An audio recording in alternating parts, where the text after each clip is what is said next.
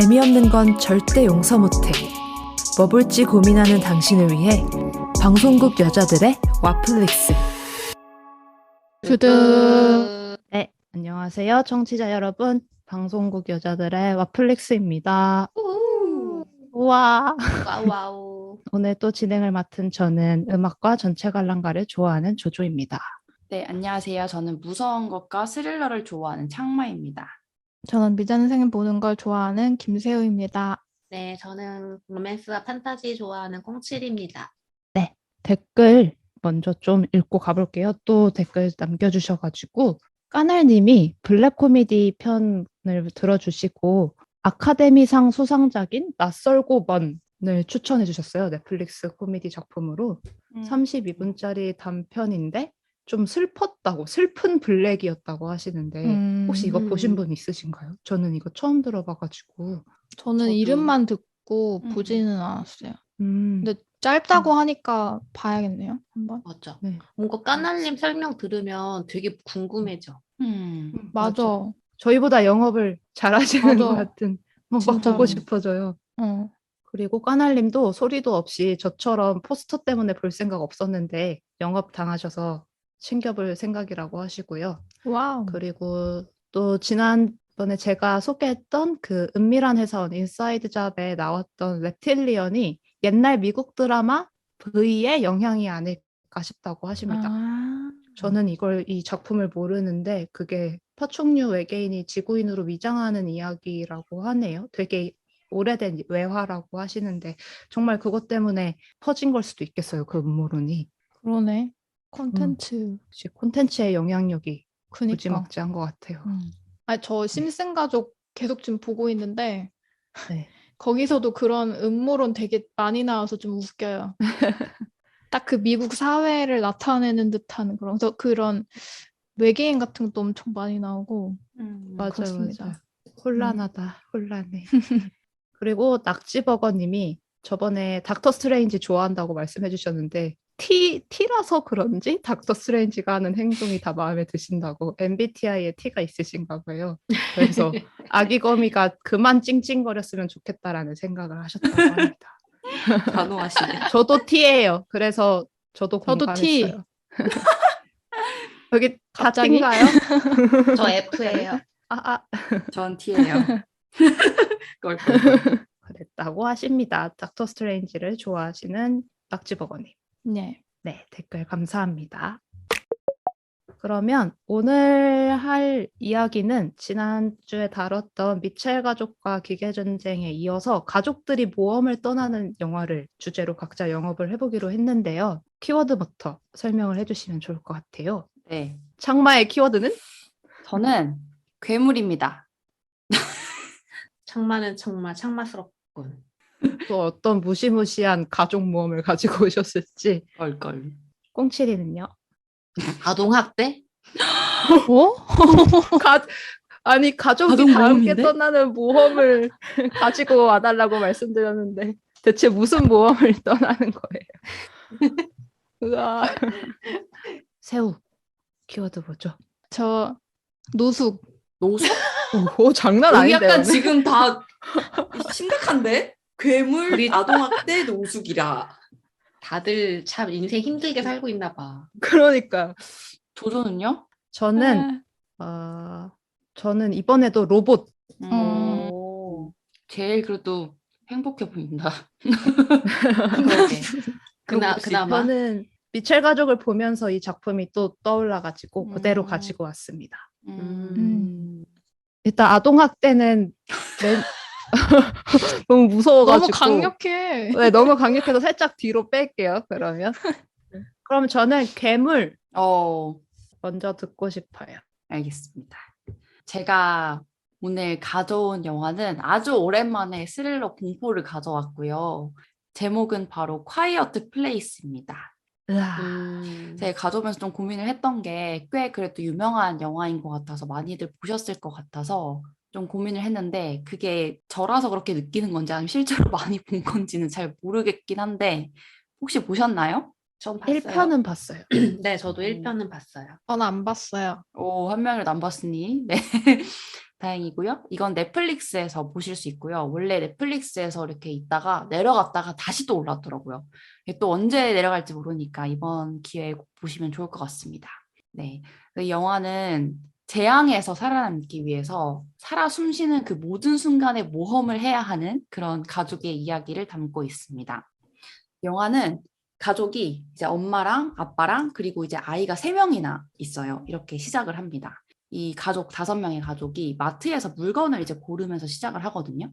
근데 배경이 일반적인 뭐 요즘 같은 시대에 뭐 마트를 가서 고르는 게 아니라 약간 아포칼립스 같아요. 마트는 이미 털려 있고 뭐가 하여튼 안 좋아. 사람도 없고 거의 이제 비어 있는 곳에서 막 물건을 골라서 이제 가방에 막 챙기는 되게 재난 상황 같은 그런 배경이고요. 근데 영화가 되게 특이한 거는 이 5명이서 소리를 절대 내지 않고 수화로만 이야기를 해요. 간단한 얘기부터 긴 얘기까지 수화로만 진행을 하고 이 영화가 나올 때 BGM도 아예 없어요. 되게 무성 영화처럼 영화가 시작됩니다. 막 물건을 주워 담는데 제일 이제 막내 애기가 엄청 조그매요. 한 7살 됐나? 6살? 요만한 애가 장난감 이제 비행기를 가져가고 싶다고 엄마 아빠한테 이제 이야기하는데 아빠가 이제 수화로 위험하다, 안 된다, 이거는 못 가져간다 이렇게 애를 달랩니다. 그러고서 나머지 이제 가족들이 출발을 하려고 해요. 근데 첫째인 누나가 막내한테 그 비행기에 있는 건전지를 빼고 이렇게 건네줘요. 그러니까 뭔가 상황을 봤을 때 소리를 내면 안 될 것 같은 그런 상황이 그려지죠. 막 말도 안 하고 다 수화로만 하고 그 장난감 비행기들도 보통 장난감들 소리가 나니까 이 건전지를 빼고 준 거죠. 그래서 이 막내 애기가 이렇게 막 웃으면서 장난감 비행기를 챙겨요. 그래서 한쪽 주머니에 이렇게 넣거든요. 근데 얘가 또 한쪽 주머니에 누나가 뺀 건전지를 이렇게 넣어요. 이렇게 들고 같이 가는 거지. 그래서 이제 그 다음 씬이 이제 가족들이 일렬로 서가지고 이제 아무런 대화도 하지 않고 어디론가 향해서 이제 걸어가요. 이제 거의 소리도 막 진짜 최대한 내지 않으려고 엄청 살금살금 걷고 막 길 위에 이제 모래 같은 것들만 골라서 밟으면서 엄청 조용하게 소리를 내지 않고 정막만 흐르면서 이렇게 갑니다. 근데 그때 갑자기 삐용삐용삐용삐용 하면서 이렇게 말하니까 되게 웃긴데 되게 무서워요. 삐용삐용 정막 한가운데 막내 애기가 비행기 장난감에 건전지를 넣어서 아무것도 모르니까 비행기에 뭔가를 누른 거예요. 소리가 나. 그 순간 앞에 가던 가족들 모두가 그냥 멈춰요. 이렇게 굳어. 그리고 아빠가 전력 질주해서 막내한테 막 달려가요. 근데 그 순간 아빠보다 훨씬 더 빠른 엄청 거대한 괴 생명체가 엄청나게 빠른 속도로 순식간에 달려와서 막내를 채워서 가요. 그렇게 막내는 죽어요. 어? 그렇게 막내가 죽어버려요. 이 5가족 중에 막내가. 그러니까 보니까 소리를 내면은 이 괴 생명체가 소리를 낸 모든 생명체를 죽이는 세상인 거예요. 지금 이제 시점이 막내가 죽은 지 1년이 지나요. 남은 가족들은 아직 다행히 뭐 잘 살아 있어요. 근데 이제 집에서 되게 소리를 내지 않게 노력을 하면서 이제 살고 있는 거예요. 아까 이제 괴물들이 소리 엄청나게 민감해서 소리를 내는 모든 생명체를 죽인다고 했잖아요. 근데 그런 재앙 속에서 이제 가족들은 어쨌든 살아남아야 되니까 뭐 식재료를 구하기 위해서 뭐 마트를 뭐 간다거나 아니면 뭐 약을 구하기 위해서 다 털려 있는 막 약국을 다 찾아 헤맨다거나 혹은 이제 강에서 막 물고기도 잡고 이런 일상을 보내면서 진짜 그냥 모든 순간순간이 다 모험인 상황인 거죠. 말을 못해요. 말을 하면은 그 말을 들은 청각이 엄청 예민한 이 괴물들이 달려와서 생명체를 죽이니까 이 되게 많은 생명체들이 지금 지구를 사실상 정복한 상황인 거죠.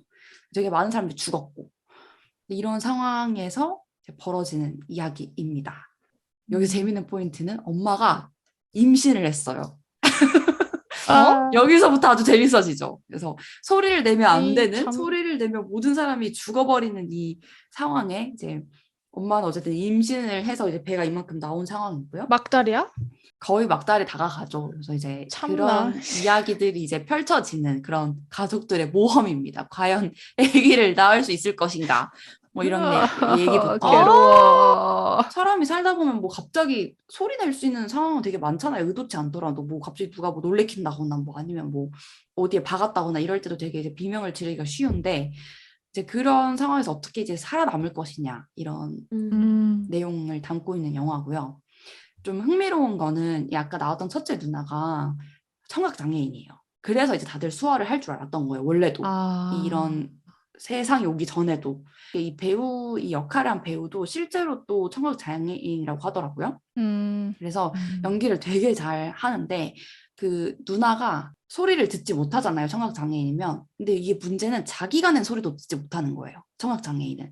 이런 포인트가 엄청 이제 긴장감을 되게 유발하는 그런 맞아, 맞아. 내용이고, 그런 뭔가 가족 사이 갈등이나 이런 것들이 나오는데 당연히 첫째 누나 입장에선 자기가 건네준 비행기 때문에 막내가 죽었다고 생각할 수도 있잖아요. 뭐 그런 내용들도 되게 가족들 간의 그런 미묘한 관계나 갈등이나 이런 것들도 되게 이 모험에 엄청 중요한 역할을 하고요. 영화가 되게 특이한데 그 이유가 처음부터 영화 중반까지 그냥 소리가 없어요, 아예. 대화를 안 하니까. 그냥 다 수화로만 나오니까. 그리고 BGM이 없거든요. 그래서 뭐 긴장감을 유발하는 막 이런 효과음이나 배경음도 없고 그냥 자연에서 나오는 그 진짜 자연음 있잖아요. 배경음, 물이 흐르는 소리 이런 것만 나와요. 근데도 진짜 엄청나게 긴장감이 흘러가지고 손에서 막 땀이 주룩주룩 날 정도거든요. 그래서 그만큼 되게 시간이 순삭되는 영화니까 이런 쫄깃쫄깃하고 좀 무섭고 스릴러스러운 가족의 모험을 영화를 보고 싶다 하면 이제 콰이어트 플레이스를 보시면 됩니다. 1편은 넷플릭스로 봤는데 2편은 이제 극장에서 봤거든요. 근데 보면서 1편을 영화관에서 봤으면 진짜 재밌었겠다 이런 생각도 되게 했었고 2편도 괜찮아요. 2편은 아직 넷플릭스는 없고요. 1편만 보실 수 있습니다. 그래서 제가 오늘 영어편에서 모험 딱 듣자마자 콰이어트 플레이스 해야겠다 생각을 해서 가져와 봤습니다. 이건 진짜 목숨을 건 모험이네요. 물론 그러게. 미첼 가족도 목숨을 걸긴 했다만 이 영화가 오늘 주제에 진짜 어울리는 게 이것도 찐 가족이 만든 거잖아요. 에밀리 블런트 남편이 감독. 부부예요? 그 감독이 부부예요. 에밀리 블런트랑. 진짜? 존 크래신스키? 존 맞아요. 이제 크래신스키인가? 남편이 그러니까 그 감독이 실제로 거기서 남편 역할도 해요. 둘이 진짜 부부구나. 네네네네. 그러니까 찐 가족 영화인 거죠. 우와. 패밀리 영화였어. 맞아. 그런 비하인드는 저도 알고 있어요. 되게 유명한 부부여가지고 되게 사람들이 평이 좋은 영화긴 한데 그런 긴장감이 너무 심한 영화는 제가 못 보거든요. 잘. 그래서 지금까지 못 보고 있었어요. 계속. 맞아. 심하긴 해. 좀. 혹시 우주전쟁 보셨어요? 아니요. 네. 톰 크루즈 나오는 거? 네, 봤어요. 그러면 조주가 보기에 걔도 엄청 긴장감 쩔잖아요. 주전쟁 네. 봐야겠구만. 그거랑 비교하면 어때요? 근데 저는 우주전쟁은 약간 다른 긴장감인 것 같은데. 그래요? 네. 우주전쟁보다 저는 콰이어트 플레이스가 좀 더 짜증났어요. 그래요? 네. 저 그러니까 우주전쟁도 그 긴장되는 장면이 많지 네. 않잖아요. 그거 보고 그쵸. 약간 위험이 도져가지고 아이고. 보다가 정도로요? 너무 힘들어가지고. 진짜? 막 숨어서 막 애 이렇게 하고 막 어. 이런 거에서 네. 와, 그럼 콰이어트 플레이스 내내 그런데 거의? 소리를 네. 내면 안 진짜? 되니까. 보지 마세요 그러면. 괴롭네 이거. 금지. 금지다, 금지. 금지. 정말. 새우 버드박스 봤어요? 버드박스도 안 봤어요 저 그래서. 버드박스 금지. 금지예요? 금지. 다 금지. 참나. 꼭 기억. 그 카테고리 들어도 가지 마세요. 위험 도지는 카테고리. 네. 나중에 주제로 하자 이거. 그러게. 위험 도지는 영화. 괜찮다.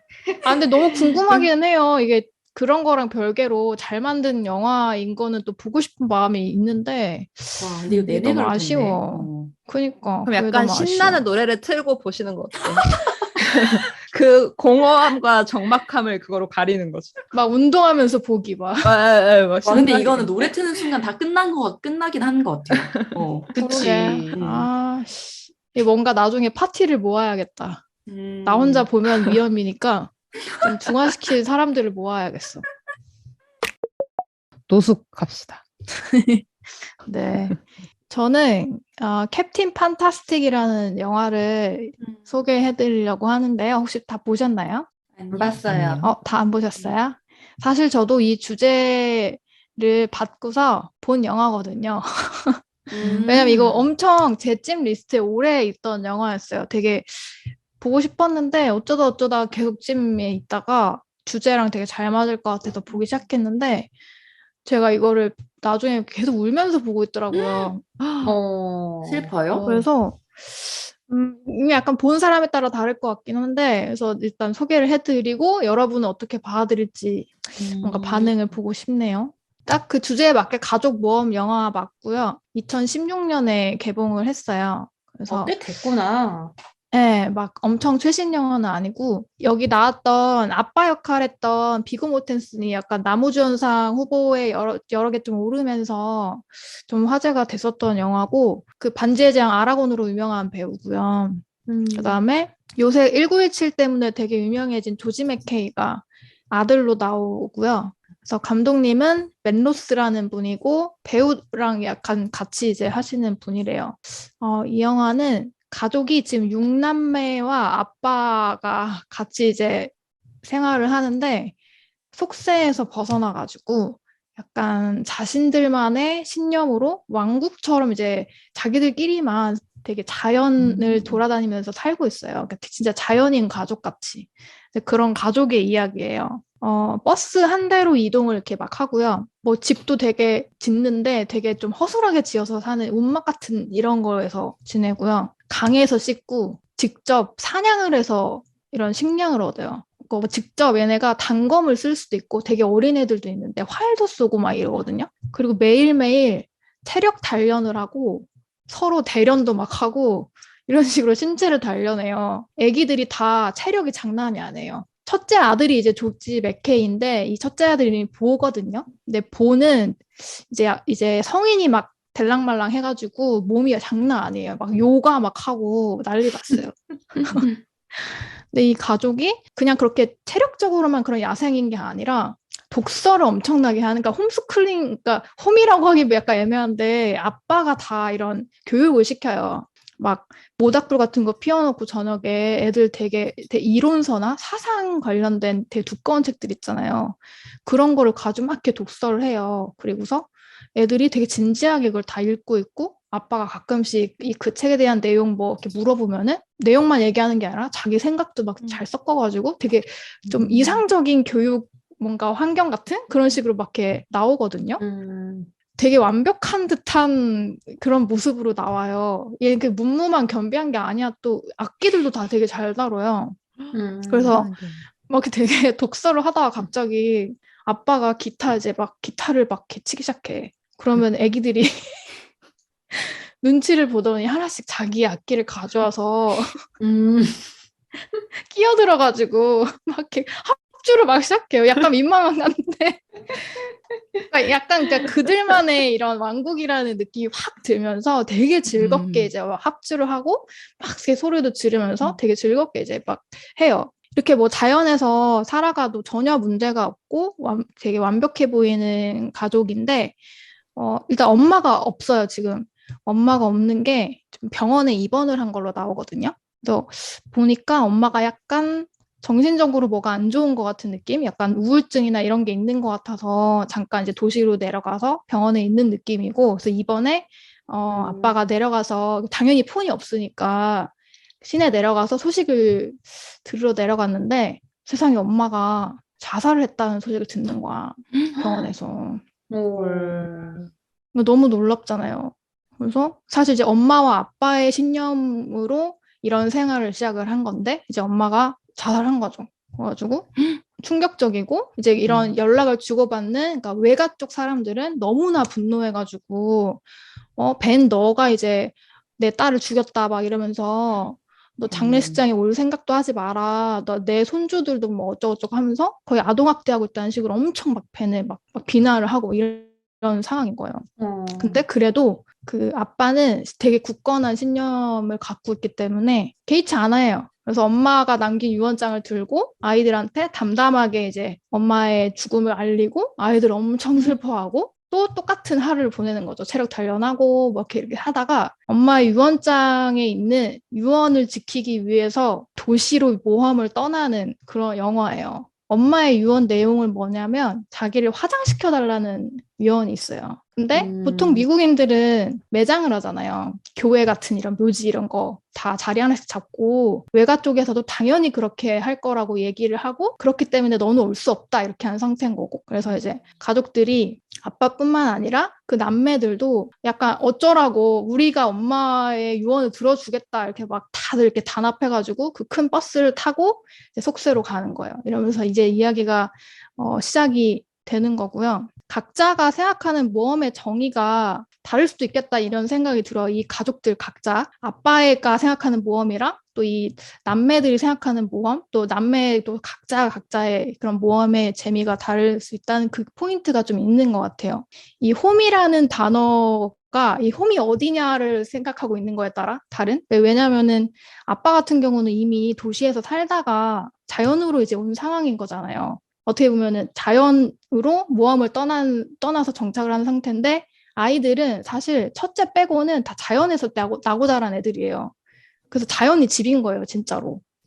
그래서 이 엄마 때문에 장례식장에 내려가는 것 자체가 완전히 큰 모험인 거죠.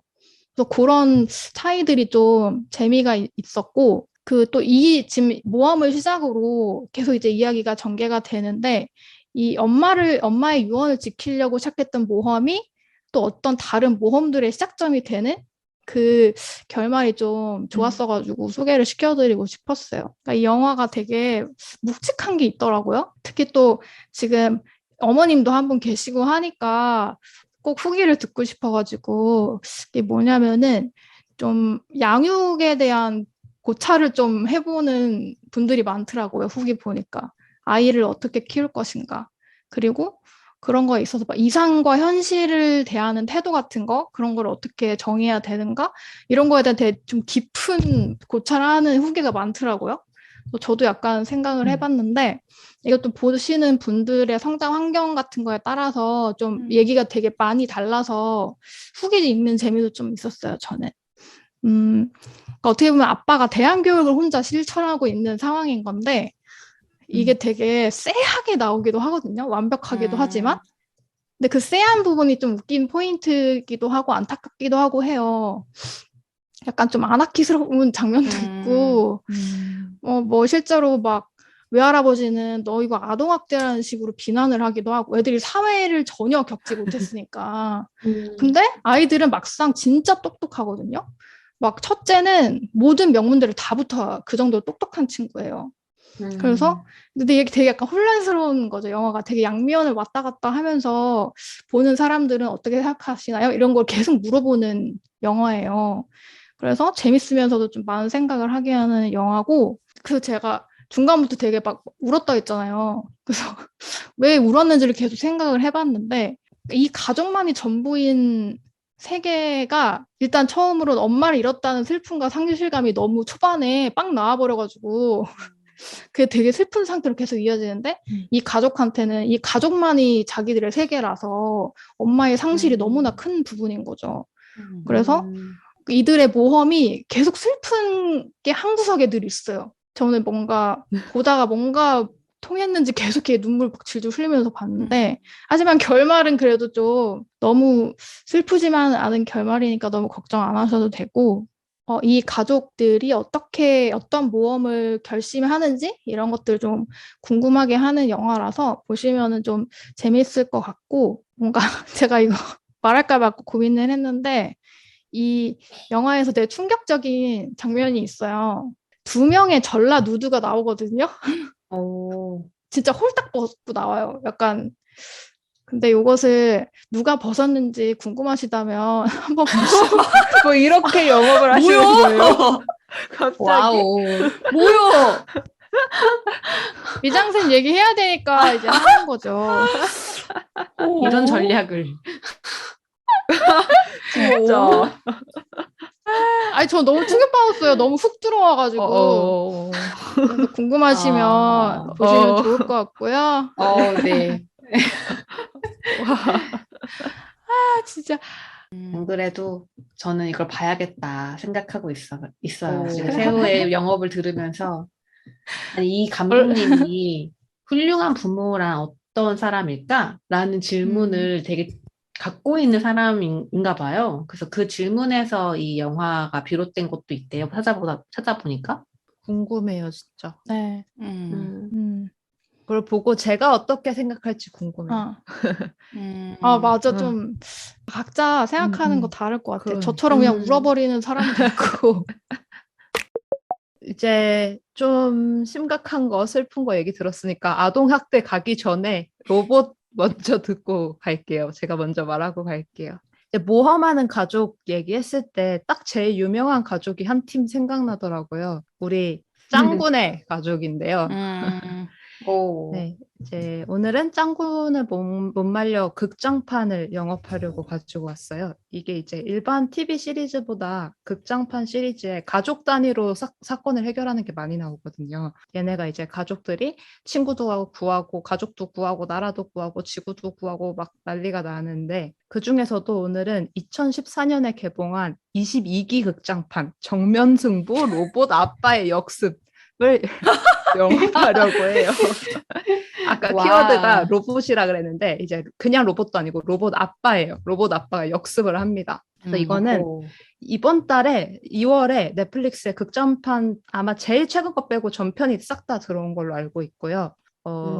이것도 지난 화에 다룬 미첼 가족 기계전쟁처럼 AI 로봇을 되게 깔끔하게 잘 다룬 짱구 극장판이고 굉장히 명작이라는 평가를 받고 있어요. 예, 극장판 중에서도 오. 명작이다라는 리뷰가 굉장히 많은 수작입니다. 근데 늘 짱구 극장판 퀄리티 엄청 좋은 걸로 유명하잖아요. 맞아요, 맞아요. 그럼 딴 거 안 보고 봐도 돼요? 짱구를 대충 아시잖아요. 그쵸? 그치. 짱구, 대충. 짱구 엄마, 짱구 아빠, 짱아, 흰둥이만 알면 그냥 보면 돼요. 맞아. 네, 그러면 요거 줄거리를 간단히 말씀드리면 신형만 짱구 아빠가 짱구 목마를 태워주다가 허리를 삐어요. 그래서 병원에 가게 되는데 마침 일요일이라서 문을 안 연 거예요. 그래서 터덜터덜 돌아오다가 길거리에서 웬 미녀가 이제 또 짱구의 고질적인 문제인 미녀가 등장을 해서 설문조사를 해달라고 막 한단 말이에요. 그럼 이제 해줘요 또. 그랬더니 막 고맙다고 자기네 마사지샵에서 무료 이벤트를 하니까 오라고 꼬셔요. 그래서 또 걸려들어서 가서 잠에 드는데 눈을 떠보니까 갑자기 허리가 싹 개운한 거예요. 너무 개운하고 컨디션이 진짜 회춘한 것 같고 운동 능력도 너무 좋아지고 속도도 빨라지고 그래서 막 신나서 집으로 뛰어가요.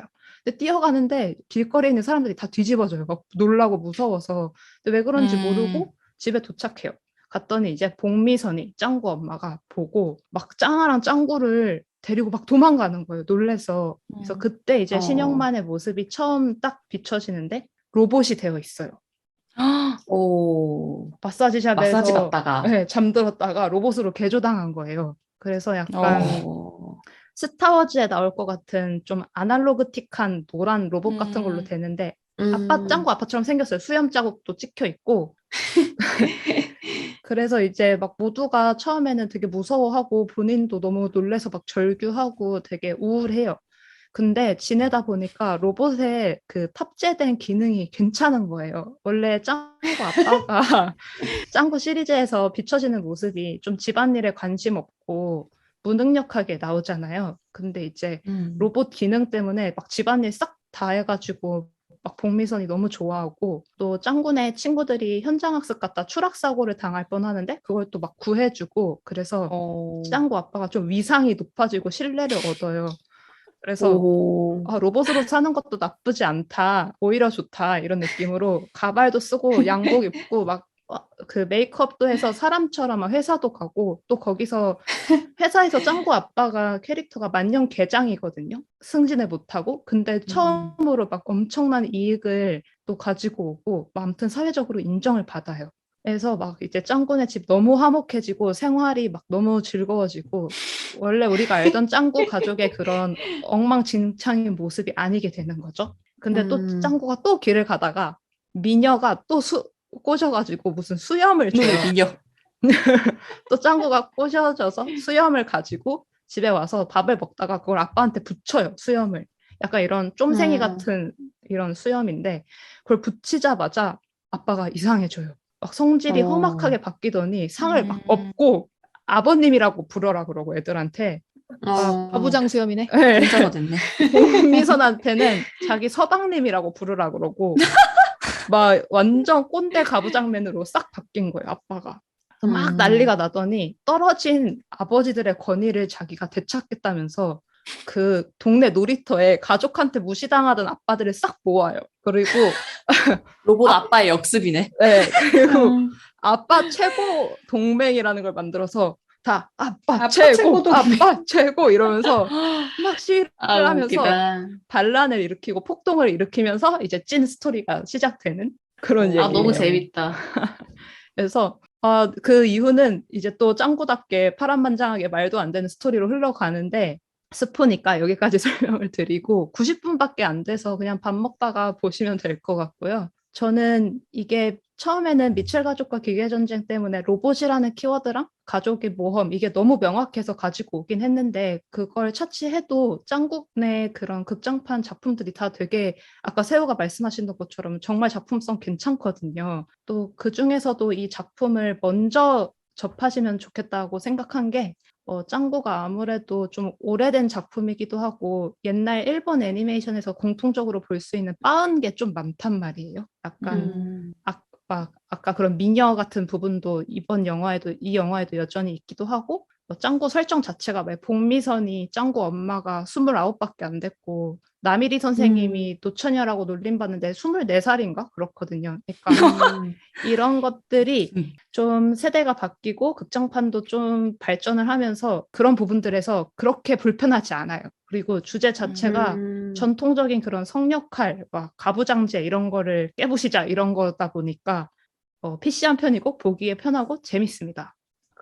그래서 이 영화에서도 갈등을 해결하는 방법이 결국 짱구 가족의 그런 사랑, 가족애 이런 거이긴 한데 이 영화에서는 특히 더 설득력 있게 그려지는 것 같아서 보시면 좋을 것 같다고 생각을 했어요. 구성애랑 뭐 AI 로봇 윤리 이런 걸 다루다 보니까 뭐 좀 뻔하기는 한데 이게 다른 캐릭터가 아니라 짱구 아빠를 통해서 그거를 접하니까 좀 더 공감이 잘 가는 거예요. 저희가 짱구 아빠를 잘 알고 있잖아요. 그가 어떤 사람인지 처음 만나는 캐릭터가 아니잖아요.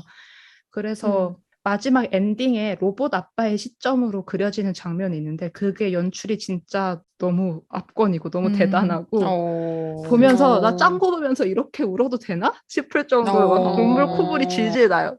그래서 엔딩까지 보시면 짱구, 짱아, 뭐 신영만, 복미선, 흰둥이까지 짱구 가족을 좀 더 사랑하게 되는 그런 영화인 것 같아요. 짱구 극장판 중에 엄청 재밌는 편은 아니에요. 제 개인적인 입장에서는 그런 개그적인 요소는 다른 거에 비해서는 덜 또라이 같아요. 덜 돌았어요, 이거는. 대신 좀 재밌는 거는 짱구 극장판이 로컬라이징이 되게 재밌거든요. 일본 내용을 애들한테 이해시키기 위해서 지명 같은 걸 한국어로 바꾸고 막 이런 게 되게 맞아. 재밌는데 여기서는 빌런 중에 엔카를 부르는 빌런이 나와요. 엔카로 사람들을 다 홀려버리는 빌런이 나오는데 이게 나훈아 로봇으로 나훈아도 아니고 나훈아 로봇으로 나오는데 약간 이런 게 귀엽죠. 귀엽다 진짜. 얼마 전에 또 뮤비 내셨던데. 엄청난 뮤비 판타지로. 그래서 재밌다. 진짜 저는 이거는 꼭 보셨으면 좋겠고 이거 보고 괜찮으시면 이제 로봇 아빠의 역습뿐만 아니라 구기의 얼음 제국의 역습도 있거든요. 이것도 이거랑 비슷하게 가족에 관한 얘기인데 그것도 꼭 보셨으면 좋겠어요. 이 두 개는 원뿔원으로 같이 영업하고 싶은 그거는 히로시의 회상이라는 유명한 부분이 있는데 업 시퀀스처럼 그 히로시가 짱구 아빠거든요. 신영만. 그 신영만의 그 어렸을 때부터 지금까지의 모습을 쭉 파노라마처럼 회상 장면을 그리는 건데 음악도 너무 좋고 그 장면 때문에 그게 아마 짱구 극장판에서 반응이 제일 좋은 걸로 알고 있거든요. 그것도 눈물 나요. 진짜 이거 보고 안 울면 좀 문제가 있다. 진짜 다 우실 것 같아요. 짱구 가족은 다 이제 잘 아시니까 극장판 혹시 안 보셨으면 로봇 아빠 역습 그리고 어른 제국 역습 이거 두 개는 꼭 보셔라. 그렇게 오늘 영업을 하고 싶었습니다. 보고 싶어졌어. 새우도 극장판 보셨다고 좋아하신다고 들었는데. 저는 근데 그 되게 예전 것들 그러니까 만화책에서 나왔던 에피소드들 극장판으로 많이 나왔었잖아요. 네. 만화책을 제가 되게 좋아했어가지고 막 사모았거든요, 저. 진짜요? 네. 그 초기에 그런 약간 지저분한 개그 섞인 것도 저는 그냥 잘 봤어서 되게 좋아하는데 이제 정말 이제 딱 키즈 콘텐츠로 조금 탈바꿈을 하면서 만들어진 극장판은 막 챙겨보진 않았어요. 그래서 아, 이번에 영화판을 하신다고 해서 되게 기대했는데 봐보려고요. 재밌을 것 같아서. 맞아요. 세호가 좋아하신 그 오리지널 짱구에서 좀 많이 순화된 정말 이런 가족애가 많이 강조된 극장판인 것 같아요. 더 대중적이고 저는 반대로 초기 작품은 왜 이래 이래서 잘 못 맞아. 보거든요. 너무 숭해가지고. 맞아. 숭하고 네. 짱구가 진짜 싸가지 없어요. 맞아요. 만화책은. 맞아. 진짜 막 페류나 수준의 맞아. 그런 친구였는데 근데 저는 이제 이런 순화된 게 더 좋기는 하거든요. 얘가 굉장히 사랑스러워져가지고 좋아하는데 그래서 보려고요. 저 극장판. 넷플릭스에 1부터 21까지 다 있으니까 딱 보십시오. 와, 정주행 각이네요. 아, 재밌는 거 많아요. 저한테 짱구는 못 말려 시리즈는 약간 항상 저는 약간 뭉클했어. 어딘가 뭉클함이 맞아. 있어, 짱구. 맞아요. 맞아. 저 그 흰둥이와 짱구의 그 뭐지 되게 짧은 영상이 있었는데 틀면 우는 거 있거든요. 그 뭔가 그런 아주 원초적인 무언가를 건드리는 맞아요. 네, 그런 것 같아요. 짱구도 결국 애기이기 때문에 짱구가 한 번씩 툭툭 맞아. 던지는 그런 어른이지 않아서 할 수 있는 말들 그런 게 진짜 가슴에 툭툭 꽂혀요 한 번씩. 맞아. 그런 게 있어. 맞아. 아니 저 대단한 게 짱구 작가분이 돌아가신 지 꽤 됐잖아요. 네네. 근데도 이렇게 뭔가 어떤 브랜드로서 되게 좀 잘 이어오는 게 좀 멋있고 되게 좋은 것 같아. 맞아요. 역시 일본인가? 어? 역시 일본인 것 같다는 대사도 생각이. 되게 일본 영화. 역시 일본인가. 아, 그리고 이게 22기 극장판이 처음으로 우리나라 한국 짱구 아빠 성우가 바뀌는 극장판이에요. 그 원래 하셨던 분이 맞아. 돌아가셨었고. 돌아가셨잖아.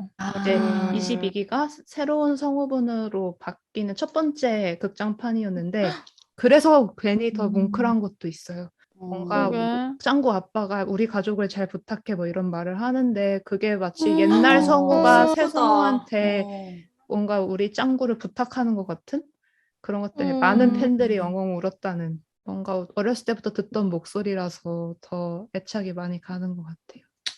맞아. 혹시 극장판 중에 또 다른 재밌는 거 있으면 댓글로 알려주셨으면 좋겠어요. 저도 안 본 게 많아가지고. 그럼 이제 아동학대 가볼까요? 네, 아동학대 부탁드립니다. 아니, 아동학대를 부탁드리는 거 아동학대를 부탁드린다고요? 걸. 아이고. 아동학대를 키워드로 괜히 뽑았다는 생각이. 이 단어를 입에 딱 내뱉고 나니까 되게 무섭네요. 네, 여튼. 네, 제가 오늘 갖고 온 영화는 제목이 윌러비 가족이에요. 말 그대로 윌러비라는 성을 가진 가족의 이야기인 건데, 저도 이 영화를 원래 몰랐어요. 근데 이번에 가족 모험 컨텐츠라는 주제를 받고 이래저래 이제 찾아보고 뭐 뒤져보다가 너무 약간 매력적인 이야기인 거예요. 그러니까 흔히 이제 가족 모험 영화라고 하면 생각나는 어떤 그림들이 있는데 되게 다른 접근이었어요. 뭐 설명을 드리면 이 영화의 제일 좋은 이야기는 매정한 이야기라는 대사가 나오거든요. 근데 이 영화가 딱 그런 영화예요. 매정한 이야기. 네, 제일 좋은 이야기는 매정한 이야기. 약간 이 대사도 약간 되게 곱씹어보고 싶은 대사였는데 이 영화가 되게 약간 뭐랄까 비극적인 현실에 제 한 줄 평인데 비극적인 현실에 상상력과 희망과 의지로 맞서는 이야기거든요. 매정한 이야기가 맞아요, 이 영화는. 원래 이 영화는 무자비한 윌러비 가족이라는 약간 어린이용 소설책이 원작이에요. 그리고 2020년 넷플릭스에서 이제 공개된 작품이고요. 90분밖에 안 돼서 가볍게 보실 수 있습니다. 그리고 제가 지금 되게 약간 묵직하게 뭐 매정한이라던가 비극적인 현실 뭐 이런 단어들을 쓰기는 했는데 또 실제로 보시면 그렇게 막 무거운 건 아니에요. 되게 사랑스럽고 귀엽고 좀 장난기 있는 그런 작품이기도 합니다. 그래서 가볍게 플레이를 눌러보시면 어떨까라는 생각이 들고요. 이 영화에서 그리고 있는 좀 비극적인 현실이 뭐냐면 제 키워드로 가져왔던 아동 학대예요. 이제 고층 빌딩이 되게 가득한 어떤 도시가 배경인데 약간 업에서의 그 할아버지가 사는 집처럼 이 윌러빈의 가족도 그 빌딩 숲 사이에 홀로 고집스럽게 옛 모습을 그대로 유지하고 있는 고저택이에요.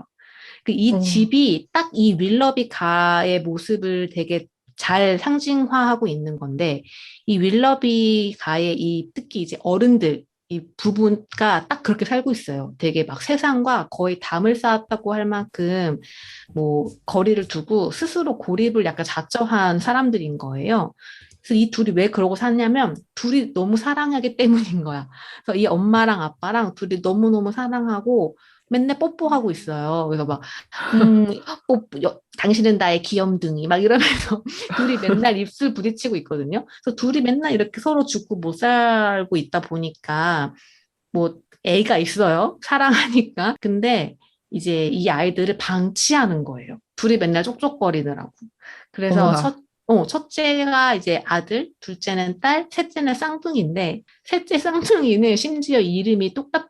그러니까 부모가 귀찮으니까 JJ? 이름을 그냥 뭐 바나비라는 이름인데, 바나비라고 그냥 쌍둥이 형제 이름을 똑같이 지어버리는 거예요. 그 이름을 안 지어줄 만큼 애들한테 관심이 없는 거죠. 밥도 안 줘, 뭐 잠도 맨날 석탄 창고 같은 데서 자라고 막 해요. 당연히 뭐 사랑과 관심 당연히 없죠. 그래서 이 아이들은 맨날 이제 배고파서 엄마 아빠 밥 먹는데 몰래 가가지고 뭐 빵 훔쳐가지고 먹고 있고 막 이런 거예요. 그래서 이 아이들이 이제 서로 의지할 수 있는 건 그냥 자기네들밖에 없어. 얘네들 셋이서 이제 그냥 그렇게 의지하고 자라는데 아이들이잖아요. 그래서 되게 해맑기도 하고 장난도 치고 막 이제 자기네들끼리 우리는 위대한 윌러비 가의 아이들 뭐 이러면서 막 이렇게 막 희망을 갖고 있어요. 나중에 우리는 괜찮을 거야 막 이러면서. 근데 어느 날 이 집 앞에 어떤 상자가 버려지는 거예요. 이 상자에서 괴상한 소리가 막 들리는 거야. 근데 이거를 부모가 아니라 애들이 먼저 발견을 해요. 그래서 뭐지 저 상자 안엔 괴물이 있는 것 같아 이러면서 애들이 접근을 해서 열어봐. 땡 하고 열어봤어.